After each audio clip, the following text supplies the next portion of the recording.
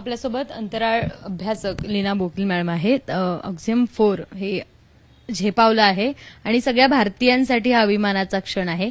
कसे टप्पे असणार आहे या सगळ्या मोहिमेचे?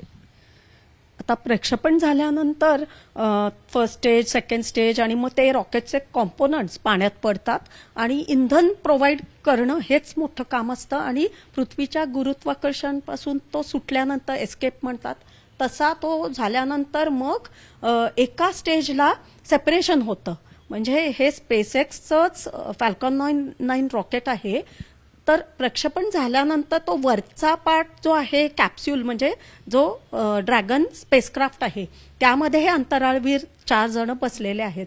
तर ते सेपरेशन होतं आणि हा ड्रॅगन म्हणजे स्पेसएक्सचाच एक कॅप्सूल आहे स्पेसक्राफ्ट आणि तो सुटल्यानंतर मग आता तो वेगाने खूप म्हणजे स्पीडने जातो स्पेसमध्ये. त्याच्या प्रवासाला आता सुरुवात झालेली आहे आणि इंटरनॅशनल स्पेस स्टेशन हे 400 किलोमीटर अबाव अर्थ म्हणजे असं फिरत राहतं पृथ्वीच्या भोवती. 16 वेळेला सनराईज, 16 वेळेला सनसेट म्हणजे इतके फास्ट ते फिरत असतात. 17,000च्याहून जास्त किलोमीटर पर आवर. तर असा वेगाने जात असताना आता मोठा नंतरचा चॅलेंज असा असणार आहे की पायलट शुभांशु शुक्ला ही हॅज टू मॅन्युअर म्हणजे त्याचा कॅप्सूलची डायरेक्शन बदलून वगैरे जाऊन वेगाने जात असताना मग त्याचं स्पीड स्लो करून डॉकिंग करायचं म्हणजे त्याला जोडला जाईल आणि मग त्यानंतर 28 तासानंतर हे 4 अंतराळवीर स्पेस स्टेशनमध्ये जातील. आगमन झाल्यानंतर त्यांचे प्रयोग सुरू होतील आणि तिथे त्यांचं रुटीन सुरू होईल. हे सगळं 28 तास चालणारी मोहीम आहे. त्याच्यानंतर जे काही रिसर्च ते करणार आहेत त्याच्यात अनेक बायोलॉजिकल रिसर्च आहे असं देखील म्हटलं जाते. ते नेमकी रिसर्च काय काय असणार आहे? आता हा स्पेसक्राफ्ट मधला प्रवास 28 तासांचा आणि मग स्पेस स्टेशनला जोडल्यानंतर 14 दिवस ते तिथे 2 ते 3 आठवडे आता म्हणतात असे की तिथे राहणार आहेत. तर ही अक्झिम 4 मिशन 2 वीक्स ड्युरेशनची आहे. तर तिथे राहिल्यानंतर 24/7 त्यांचे प्रयोग चालत असतात. ही एक हायटेक स्पेस लॅबोरेटरीच आहे, प्रयोगशाळा आहे. मग तिथे गेल्यानंतर त्यांचं रुटीन सुरू होईल. म्हणजे आपण जसं जेवतो आणि काम करतो, जिम त्यांचं आहे, ट्रेडमिल, या सगळ्या ऍक्टिव्हिटीज असतात. लोकांना वाटतं की प्रयोग फक्त तेवढंच काम नाही. तर जेवणाच्या गोष्टी म्हणजे आता याच्यासाठी त्यावर पण रिसर्च केलेला आहे आणि पहिल्यांदाच असे आपले भारतीय ॲस्ट्रोनॉट किंवा अंतराळवीर इंटरनॅशनल स्पेस स्टेशनला चालले आहेत. So it is going to be very unique आणि भारतासाठी पण एक मोठा माइलस्टोन आणि ऐतिहासिक क्षण आहेच. आणि गेल्यानंतर तिथे जेवण आता असं म्हणतात की आपल्याला गोड खायची सवय असते, आमरस आणि गाजराचा हलवा असा ते नेतात आणि थोडं स्पायसी फूड, कारण तिथे एकदम त्यांचं कमी तिखट आणि मीठ असलेलं असं जेवण असतं. तर थोडा आता चेंज आणि हे जेवण त्यांच्यासाठीच आहे आपल्या अंतराळवीरसाठी. मग तिथे गेल्यानंतर ते प्रयोग करतील. 7 वेगवेगळ्या R&D इन्स्टिट्यूशन्स आणि वैज्ञानिक लोकांनी त्यांना असे प्रयोग दिलेले आहेत की यू आर रिप्रेझेंटिंग म्हणजे आपल्या भारताचं आणि इस्रोचं प्रतिनिधित्व करणार आहेत. सो हे 7 एक्सपेरिमेंट त्यांना दिलेले आहेत की you should conduct them in space. तर हे सायन्स बॅकग्राऊंडचे आहेत आणि एरोस्पेसमध्ये एमटेक आहेत. पुन्हा NDA पुण्यातून त्यांचं प्रशिक्षण झालेलं आहे. इंडियन एअरफोर्सचे अनुभवी पायलट आहेत. ते 2000 तासांच्याहून जास्त कॉम्प्लेक्स फ्लाइंग केलेलं आहे. म्हणजे सुखोय आणि वेगवेगळे वैमानिक शास्त्रामध्ये त्यांचा खूप अभ्यास आहे.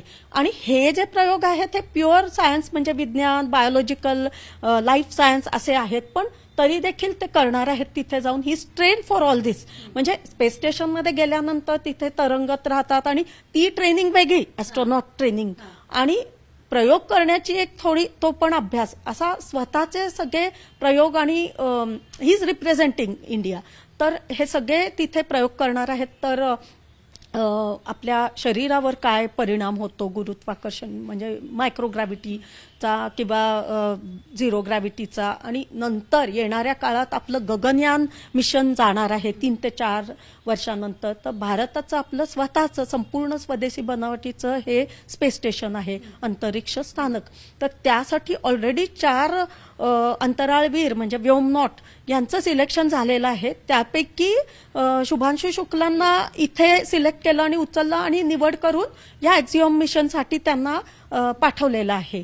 तर ही अतिशय महत्वाची आहे त्यांच्या आईवडिलांसाठी. लखनौमधले सगळे लोक आता त्यांच्या शाळेतले मोंटेसरी स्कूलमधले सगळे विद्यार्थी आणि टीचर्स सगळे बघत आहेत. आता सगळ्या देशाचं आणि जगाचं लक्ष आहे आता या मोहिमेकडे. या मोहिमेत आता कोणकोणते चॅलेंजेस येण्याची शक्यता आहे? कारण मागच्या वेळेस आपण जेव्हा सुनीता विल्यम्स गेल्या होत्या तेव्हा त्या तिकडे अडकून पडल्याचं बघायला मिळालं. यासाठी कोणती कोणती काळजी घेण्यात आली या मोहिमेत? आता खरं तर ह्युमन स्पेस फ्लाईट म्हणजे फुल प्रूफ किंवा एकदम अचूकपणे सगळं करायचं असतं. पण त्यावेळेला बोईंग स्टारलायनरचे खूप फॉल्ट्स आले. एक नाही, दोन नाही, तर अनेक असे आले. आणि 9 ते 10 दिवसांसाठी सुनीता विल्यम्स आणि बुच विल्मोर गेले होते स्पेस स्टेशनला. पण त्यांना 9 महिने थांबावं लागलं. तर ही खूप अतिशय ताणलेली आणि स्ट्रेच झालेली मिशन होती. तर एक्झिओम कंपनी ही एकतर सज्ज आहे आणि they have the best engineers, scientist, आणि त्यामुळे होप सो की असे काही चॅलेंजेस येणार नाहीत. पण काल परवा आणि गेल्या महिन्यात लॉन्चिंगच्या आधी प्री लॉन्चिंग टेस्टिंग केले. त्यावेळेला रॉकेट फॅल्कन 9 असं लावलेलं आहे, त्याला हे जोडलेलं आहे स्पेसक्राफ्ट. पण 2 ते 3 वेळेला एकतर हवामान खराब आहे म्हणून आणि मग नंतर टेक्निकल फॉल्ट्स खूप आले आणि त्यामुळे मग ही मिशन पुढे ढकलली. तर आज प्रक्षेपण झालेलं आहे यशस्वीपणे आणि होप सो की काही प्रकारचे असे त्या प्रकारचे बोईंग सारखे येणार नाहीत चॅलेंजेस. पण स्पेसचा संपूर्ण प्रवासच तसा चॅलेंजिंग असतो. आणि आता पायलट हे पायलट म्हणून चालल्यात तर ही ट्रेंड आणि मिशन कमांडर आहेत पेगी विल्सन, ज्या खूप अनुभवी वेटरन ॲस्ट्रॉनॉट आहेत. आणि इतर 2 युरोपियन स्पेस एजन्सीचे अंतराळवीर मिशन स्पेशालिस्ट आहेत. तर हे टीमवर्कमध्ये काम करतात. तर त्यामुळे नक्कीच त्यांचं व्यवस्थित सगळं होणार आहे. आणि मोठी चॅलेंजिंग गोष्ट म्हणजे ग्रुप कॅप्टन शुभांशु शुक्ला जे पायलट आहेत, he will pilot the entire module.